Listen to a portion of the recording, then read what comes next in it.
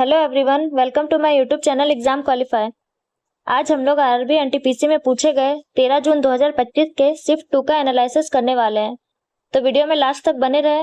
Video आप लोगों के लिए बहुत ज़्यादा ही हेल्पफुल होने वाली है। तो चलिए बिना देरी किए आज का वीडियो शुरू करते हैं। आज का हमारा पहला क्वेश्चन है, जनवरी 2025 में किस भारतीय नेता की जयंती के अवसर पर राष्ट्रीय युवा दिवस मनाया गया? ए स्वामी विवेकानंद, बी रविंद्रनाथ टैगोर, सी राजा राम मोहन राय, डी सुभाष चंद्र बोस। तो ए स्वामी विवेकानंद इसका सही उत्तर है। क्वेश्चन नंबर 2, 1813 के चार्टर अधिनियम द्वारा किस प्रावधान को मंजूरी दी गई थी? ए भारत में रेलवे, बी पश्चिमी विज्ञानों की शुरुआत, सी बाल श्रम पर प्रतिबंध, या ऑप्शन डी व्यपगत का सिद्धांत। तो इसका सही उत्तर है दोस्तों ऑप्शन बी पश्चिमी विज्ञानों की शुरुआत।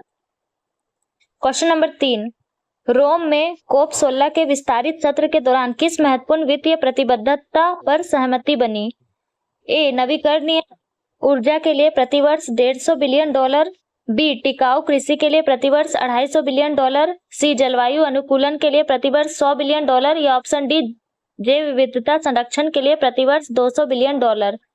तो ऑप्शन डी जैव विविधता संरक्षण के लिए प्रतिवर्ष $200 बिलियन इसका सही उत्तर है। क्वेश्चन नंबर 4, भारतीय संविधान के भाग 4 में निम्नलिखित में से किसका उल्लेख नहीं है? ए अभिव्यक्ति के माध्यम के रूप में हिंदी भाषा को बढ़ावा देना, बी बच्चों के लिए निःशुल्क और अनिवार्य शिक्षा का प्रावधान, सी कृषि और पशुपालन संगठन, या ऑप्शन डी अंतर्राष्ट्रीय शांति और सुरक्षा को बढ़ावा देना। तो इसका सही उत्तर होगा दोस्तों ऑप्शन ए अभिव्यक्ति के माध्यम के रूप में हिंदी भाषा को बढ़ावा देना। क्वेश्चन नंबर 5, संतुलित अभिक्रिया 2AI + 3CI 2AiCi में एल्युमिनियम से एल्युमिनियम क्लोराइड का ग्राम अनुपात कितना है? ए 2:3, बी 1:2, सी 3:2, या ऑप्शन डी 2:2। तो ऑप्शन डी 2:2 इसका सही उत्तर होगा। क्वेश्चन नंबर 6, बहुराज्य सहकारी समितियों के लिए कानून बनाने का अधिकार किसके पास है? ए जिला कलेक्टर, बी राज्य विधानमंडल, सी उच्च न्यायालय, या डी संसद। तो ऑप्शन डी संसद इसका सही उत्तर है। क्वेश्चन नंबर 7, एकाधिक टैब वाले एप्लीकेशनों में कंट्रोल प्लस टैब क्या करता है? नया टैब ओपन करता है, ऑप्शन बी केवल टैब पर स्विच करता है, ऑप्शन सी टैब को रिफ्रेश करता है, या डी मौजूदा टैब को बंद करता है। तो इसका सही उत्तर है ऑप्शन बी अगले टैब पर स्विच करता है। क्वेश्चन नंबर 8, निम्नलिखित में से कौन सा इनपुट डिवाइस का एक उदाहरण है जो उपयोगकर्ताओं को टेक्स्ट टाइप करके कंप्यूटर के साथ इंटरैक्ट करने की सुविधा देता है? A speaker, B keyboard, C printer, D monitor. तो बी कीबोर्ड इसका सही उत्तर है। क्वेश्चन नंबर 9, भारत में लड़कियों के अधिकारों और कल्याण को बढ़ावा देने के लिए 24 जनवरी 2025 को कौन सा दिवस मनाया गया? ए राष्ट्रीय बालिका सुरक्षा दिवस, बी राष्ट्रीय बालिका सशक्तिकरण दिवस, सी राष्ट्रीय बालिका समानता दिवस, या ऑप्शन डी राष्ट्रीय बालिका दिवस। तो ऑप्शन डी राष्ट्रीय बालिका दिवस इसका सही उत्तर है। क्वेश्चन नंबर 10, निम्नलिखित में से कौन सा डिवाइस इनपुट और आउटपुट डिवाइस दोनों के रूप में कार्य कर सकता है? ए स्कैनर, बी माइक्रोफोन, सी टच स्क्रीन, या डी प्रोजेक्टर। तो ऑप्शन सी टच स्क्रीन इसका सही उत्तर है। क्वेश्चन नंबर 11, बृहत हिमालय श्रृंखला का अन्य नाम क्या है? ए केंद्र अक्षीय रेंज, बी शिवालिक रेंज, सी पूर्वोत्तर पहाड़ियां, या डी आंतरिक हिमालय। तो ऑप्शन डी आंतरिक हिमालय इसका सही उत्तर है। क्वेश्चन नंबर 12, भारत में कॉर्पोरेट सामाजिक जिम्मेदारी पारदर्शिता बढ़ाने के लिए कंपनी अधिनियम संशोधन के तहत 2024 में निम्नलिखित में से कौन सा परिवर्तन किया गया? ए स्वतंत्र ऑडिट के साथ अनिवार्य तिमाही CSR रिपोर्टिंग, बी सभी पात्र कंपनियों के लिए न्यूनतम CSR व्यय सीमा में कमी, सी बोर्ड के कम से कम 50% सदस्यों का CSR विशेषज्ञ होना आवश्यक है, ये ऑप्शन डी 500 करोड़ से कम टर्नओवर वाली कंपनियों को CSR दायित्व से छूट। तो इसका सही उत्तर है दोस्त ऑप्शन ए स्वतंत्र ऑडिट के साथ अनिवार्य तिमाही CSR रिपोर्टिंग। क्वेश्चन नंबर 13, कौन सी हिंदुस्तानी गायन शैली उत्तर पश्चिमी भारत के ऊंट सवारों के लोक गीतों से उत्पन्न हुई है? ए ठुमरी, बी ध्रुपद, सी ख्याल, डी टप्पा। तो डी टप्पा इसका सही उत्तर है। क्वेश्चन नंबर 14, चंद्रयान 4 के मिशन के लिए LVM-3 रॉकेट के कितने प्रक्षेपणों की योजना बनाई गई है? ए 3, बी 1, सी 4, डी 2। तो ऑप्शन डी 2 इसका सही उत्तर है।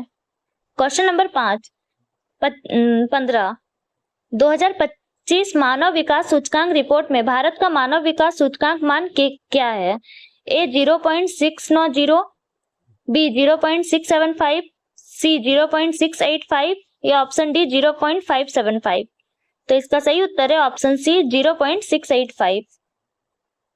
क्वेश्चन नंबर 16, औपनिवेशिक काल के दौरान भारत का औद्योगिक विकास ब्रिटिश नीतियों का परिणाम था।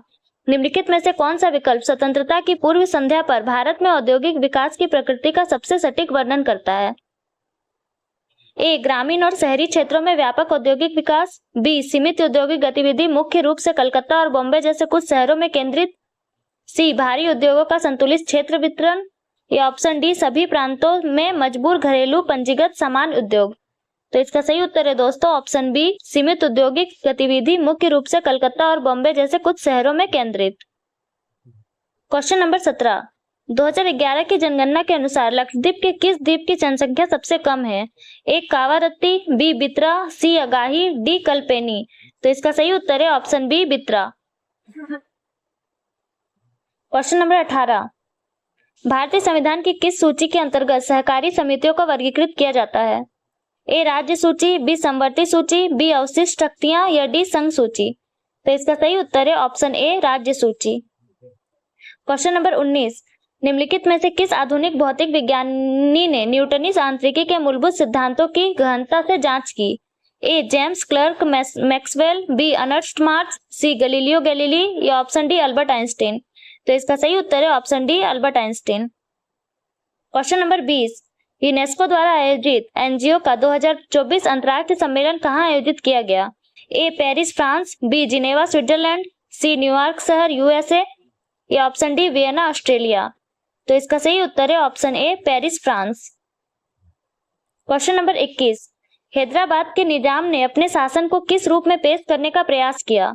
ए एक धर्मनिरपेक्ष गणराज्य, बी एक ब्रिटिश संरक्षित राज्य, सी एक हिंदू राजतंत्र या डी दक्कन में एक मुस्लिम संप्रभुता। तो इसका सही उत्तर होगा ऑप्शन डी दक्कन में एक मुस्लिम संप्रभुता। क्वेश्चन नंबर 22, इस्लामी शासकों के शासनकाल में निम्नलिखित में से कौन सी निजी इमारत हुआ करती थी? ए पुल, बी कटरा, सी सराय, डी दीवान खास। तो इसका सही उत्तर है ऑप्शन डी दीवान खास। क्वेश्चन नंबर 23, अपनी सलाहकार क्षमता में भारत के राष्ट्रपति को केंद्रीय मंत्रिमंडल की सलाह डैश मानी जाती है? ए राष्ट्रपति के लिए बाध्यकारी, बी केवल सुझावात्मक और गैर बाध्यकारी, सी केवल आर्थिक मामलों तक ही सीमित या ऑप्शन डी निचले सदन के स्पीकर द्वारा खारिज। तो इसका सही उत्तर होगा ऑप्शन ए राष्ट्रपति के लिए बाध्यकारी।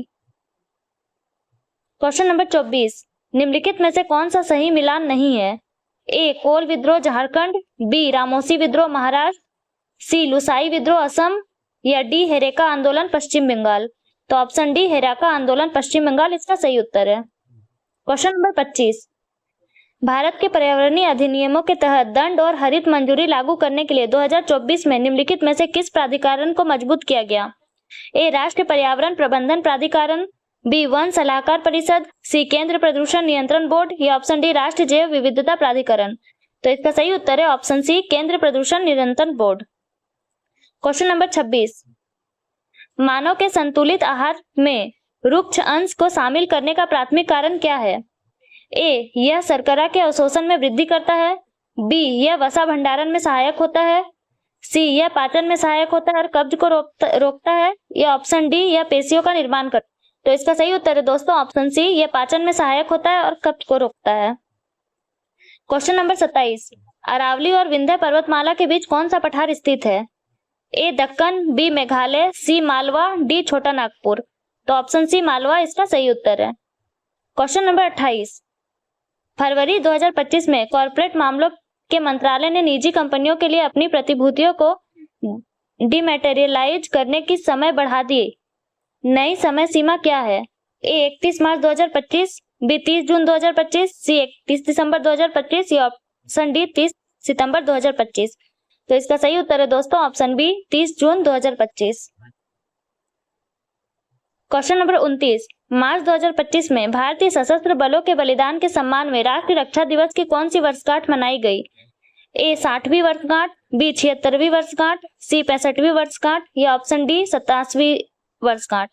तो इसका सही उत्तर होगा 87वीं वर्षगांठ। चलिए बढ़ते हैं अगले क्वेश्चन की ओर। Question number 30। भारत में औद्योगिक क्षेत्र के संबंध में निम्नलिखित में से कौन सा कथन सही है? पहला कथन है, राष्ट्रीय विनिर्माण नीति 2011 के अनुसार विनिर्माण क्षेत्र में सृजित प्रत्येक नौकरी संबंधित गतिविधियों में 2-3 अतिरिक्त नौकरियां सृजित थी। दूसरा है, उद्योग मौजूद वस्तुओं के साथ साथ उसमें कार्यरत श्रमिकों के कौशल में भी महत्वपूर्ण योगदान करते हैं, इसलिए इस क्षेत्र को एक परिवर्तनकारी क्षेत्र भी माना जाता है। तीसरा कथन है, चूंकि उद्योग जनसंख्या के एक बड़े हिस्से को रोजगार देता है, इसलिए औद्योगिक विकास हमारे देश से बेरोजगारी और गरीबी के उन्मूलन की पूर्व शर्तों में से एक है। तो इसका सही उत्तर होगा दोस्तों ऑप्शन सी 1, 2 और 3, क्योंकि तीनों कथन ही सही है। Question number 31। सिंधु घाटी सभ्यता की प्रसिद्ध नर्तकी की प्रतिमा बनाने के लिए किस पदार्थ का उपयोग किया गया था? ए ताम्र, बी रजत, सी कांस्य, डी लोहा। तो ऑप्शन सी कांस्य इसका सही उत्तर है। Question number 32। किस राज्य में स्थानांतरित कृषि को झूम के नाम से भी जाना जाता है? ए ओडिशा, बी असम, सी केरल, डी मध्य प्रदेश। तो ऑप्शन बी असम इसका सही उत्तर है। Question number 33। भारत की जनगणना 2001 के अनुसार निम्नलिखित में से किस नगरीय क्षेत्र की पहचान मिलियन प्लस नगरीय समूह शहर के रूप में की गई है? ए कन्नौज, बी देहरादून, सी लखनऊ, डी चंडीगढ़। तो ऑप्शन सी लखनऊ इसका सही उत्तर है। Question number 34। फरवरी 2025 में भारत के किस राष्ट्रीय उद्यान में 5 चीते छोड़े गए? ए पेरियर वन्यजीव अभ्यारण्य, बी गिर राष्ट्रीय उद्यान, सी कूनो राष्ट्रीय उद्यान या डी कान्हा राष्ट्रीय उद्यान। तो ऑप्शन सी कूनो राष्ट्रीय उद्यान इसका सही उत्तर है। Question number 35। निम्नलिखित में से कौन सा विकल्प भारत में मंत्रिपरिषद पर लागू सामूहिक कार्यकारी उत्तरदायित्व के सिद्धांत का सर्वोत्तम वर्णन करता है? पहला कथन है, प्रत्येक मंत्री स्वतंत्र है और अपने कार्यों के लिए पूरी तरह जवाबदेह है। ऑप्शन बी है, केवल प्रधानमंत्री निर्णय लेने के लिए उत्तरदायी है। सी, सभी मंत्री सरकारी निर्णयों के लिए पूर्ण उत्तरदायित्व साझा करते हैं। या ऑप्शन डी, यदि मंत्री सार्वजनिक रूप से असहमत है तो वे सामूहिक उत्तरदायित्व से बाहर हो सकते हैं। तो इसका सही उत्तर होगा दोस्तों ऑप्शन सी, सभी मंत्री सरकारी निर्णयों के लिए पूर्ण उत्तरदायित्व साझा करते हैं। Question number 36। कृषि वानिकी की कल्पना कृषि भूमि पर वृक्षारोपण को बढ़ावा देने के लिए किस नीति की संस्तुति पर की गई है? ए राष्ट्रीय वन नीति 2018, बी पौधे की किस्मों और किसानों के अधिकार संरक्षण अधिनियम 2001, सी राष्ट्रीय कृषि वानिकी नीति 2019 या ऑप्शन डी राष्ट्रीय कृषि वानिकी नीति 2014। तो इसका सही उत्तर है ऑप्शन डी राष्ट्रीय कृषि वानिकी नीति 2014। Question number 37। Multi core processor वाले कंप्यूटर सिस्टम पर विचार करें। एक साथ कई स्वतंत्र कार्य निष्पादित करते समय समान क्लॉक स्पीड वाले सिंगल कोर प्रोसेसर की तुलना में मल्टीपल कोर होने का प्राथमिक लाभ क्या है? ए संपूर्ण प्रणाली के लिए कम बिजली खपत, बी एक साथ कई अलग अलग प्रोसेस को हैंडल और निष्पादित करने की बेहतर क्षमता, सी सिस्टम की मुख्य मेमोरी की क्षमता में वृद्धि या ऑप्शन डी एकल हवेली थ्रेड एप्लीकेशन को निष्पादित करने के लिए उन्नत गति। तो इसका सही उत्तर है ऑप्शन बी, एक साथ कई अलग अलग प्रोसेस को हैंडल और निष्पादित करने की बेहतर क्षमता। Question number 38। नीति आयोग की नीति संक्षिप्त India booming gig and platform economy के अनुसार वर्ष 2029-30 तक भारत में गिग कार्यबल का अनुमानित आकार क्या होगा? ए 35 मिलियन, बी 45 मिलियन, सी 50 मिलियन, डी 23.5 मिलियन। तो इसका सही उत्तर है option D 23.5 million. Question number 39। गुप्तों के बाद राष्ट्रकूटों का भारत में किस हिस्से पर प्रभुत्व रहा?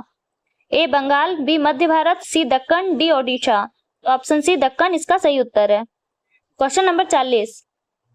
कंप्यूटर मेमोरी पदानुक्रम के संदर्भ में रजिस्टरों से द्वितीयक भंडारण की ओर जाते समय एक्सेस गति और प्रति बिट लागत के संबंध में निम्नलिखित में से कौन सा कथन सामान्यतः सही है? पहला है, एक्सेस की गति बढ़ जाती है और प्रति बिट लागत घट जाती है। ऑप्शन बी, एक्सेस की गति कम हो जाती है और प्रति बिट लागत कम हो जाती है। सी, एक्सेस की गति कम हो जाती है और प्रति बिट लागत बढ़ जाती है। या ऑप्शन डी, एक्सेस की गति बढ़ जाती है और प्रति बिट लागत बढ़ जाती है। तो इसका सही उत्तर होगा दोस्तों ऑप्शन बी, एक्सेस की गति कम हो जाती है और प्रति बिट लागत कम हो जाती है। तो आज का वीडियो यहीं समाप्त होता है। अगर आपको हमारा वीडियो पसंद आया तो वीडियो को लाइक करें, कमेंट करें, सब्सक्राइब करें, साथ ही बेल आइकन को प्रेस करना ना भूलें ताकि हमारी ऐसी वीडियो आप तक पहुंचती रहे। चलिए मिलते हैं अगले वीडियो में। Thank you.